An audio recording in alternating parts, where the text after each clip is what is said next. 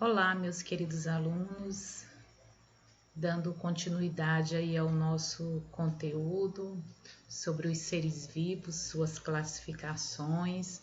Hoje nós vamos estudar o primeiro reino, que é o reino dos Moneras. Vamos conhecer quais são os componentes desse reino, as suas características e saber, né, e entender melhor essa dinâmica dos seres vivos no nosso planeta, né, no nosso ecossistema, na nossa biosfera. Então a gente vai conhecer pequenos seres que até então talvez vocês nem sabiam de qual reino participavam, né? Então vamos ver quais são esses integrantes do reino Monera, quem participa, certo? O reino Monera. Então, esses seres são seres microscópicos que nós só podemos ver através, né, do microscópio. São seres unicelulares, né, seres que possuem uma única célula, procariontes, que são seres que não têm um núcleo organizado, certo? Os procariontes, eles ainda são parecidos com seres primitivos, por causa da sua composição química, né, da sua composição da sua célula. Então, os representantes desse reino Monera são as bactérias, né, as cianobactérias e bactérias. Então, são organismos que vivem dentro do nosso ambiente, são decompositores, né, e tem um papel muito importante, porque alguns são benéficos, mas outros também podem causar muitos danos à saúde e levar até a morte. Então a gente vai conhecer um pouco mais das bactérias. O reino Monera, né, são os organismos unicelulares, procariontes e que apresentam formas variáveis. Então, de acordo com a bactéria, né, ela vai ter o seu formato. Nem todas são iguais, né? Ela tem DNA, ribossomo, citoplasma, flagelo, parede celular e membrana plasmática, como uma outra célula normal, certo? A sua classificação é de acordo com o seu formato. Então, ele se apresenta nesses 4 formatos, que são em formas de cocos, né? Ele sempre relaciona a algo, né? Como se fosse pequenos cocos. Os bacilos, certo? Que nós iremos, que são esses, certo? Os vibrões, que são esse formato de bactéria, e as espiroquetas, que são essas que têm forma de espirais, ok? Então, as bactérias estão classificadas de acordo com a forma, com esses 4 exemplos: cocos, bacilos, vibrões e espiroquetas, ok? As suas características, elas vivem isoladas ou em colônia, certo? Elas podem viver separadas ou podem viver juntinhas. A gente vê aqui o exemplo, né, das estafilococos, né, que elas estão em colônias.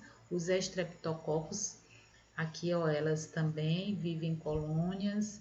Diplococos, estreptobacilos. Então, são assim inúmeros formas de bactérias, certo? Cada uma com as suas características, certo? Vivem isoladas ou em colônia, como nós falamos.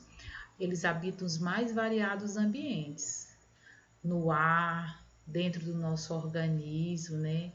Até mesmo nas geleiras, no fundo do oceano. É uma dimensão muito grande que esses seres participam, né? Ele tem uma dimensão muito grande. Então, nutrição, como eles se alimentam, né? Eles se alimentam de forma autótrofas, que são bactérias cianobactérias, que são fotossintetizantes, que elas vivem em plantas, né?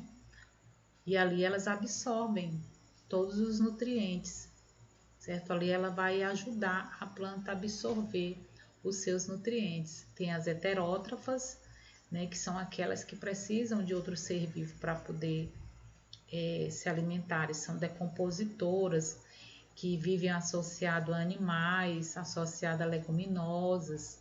Então a gente vê muitos casos, né, que mais na frente a gente irá estudar. A sua reprodução é assexuada, ou seja, ela não precisa do outro gameta para poder se reproduzir. Ela se reproduz por bipartição, né? Ou seja, uma célula ela se divide em duas, então ela vai ter o mesmo material genético. Então ela vai só aumentando a sua espécie através desse tipo de reprodução. Uma célula se divide em duas, ok? Ela tem uma grande importância econômica também. Nós sabemos que como eu falei anteriormente, alguma dessas bactérias, elas estão dentro dos alimentos em que nós ingerimos, né? Os lactobacilos, né? Que são esses leite fermentado, serve para produzir a coalhada, o vinho, vinagre, os laticínios, iogurte, queijo, né? Então, essas bactérias também são de importância econômica muito grande também, certo? Na biotecnologia, através dos medicamentos e vacinas, produção de hormônio, reciclagem de matéria. E assim, né, a gente vai vendo esse mundo das bactérias, tanto os benefícios como os malefícios, né? Então a gente está mostrando aí o lado positivo das bactérias. Ela também causa muitas doenças, né? A pneumonia, né? Que são doenças causadas no sistema respiratório, no pulmão. Então, geralmente essa bactéria ela é adquirida através do ar, certo? Doença causada por bactéria outra, qualquer luxe, né? Que são tosses intensas, né? Também causada por bactérias, né? E tem a desinteria baciliar, que é forte, diarreia, através de um alimento contaminado, né? Através de uma mosca, certo? E geralmente o contágio é através do alimento e água contaminada. A leptospirose, né, que é uma doença causada por uma bactéria que através da urina, do rato, da fezes, certo? Tem também os seus sintomas, né, olhos vermelhos, dores musculares, icterícia, né, a pele fica amarelada, problemas no fígado e no rins. Geralmente isso acontece através da água. O botulismo, certo? O botulismo é bactérias que ficam em recipientes que entram ar, né? E elas vão se localizam naquele lugar e vão se proliferando. E quando a pessoa se alimenta desse alimento que está contaminado por bactéria, ela pode vir até a óbito, né? Então, é muito importante que a gente tenha cuidado quando for comprar algum enlatado, né? Olhar se não está amassado, se for um recipiente de vidro, se está bem lacrado, porque a contaminação, né, pode causar muitos danos à nossa saúde. A artrite, né, que essas feridas que aparecem na pele, né, que aparecem também causando problemas respiratórios, e geralmente elas são inaladas de esporos e pela pele também, certo?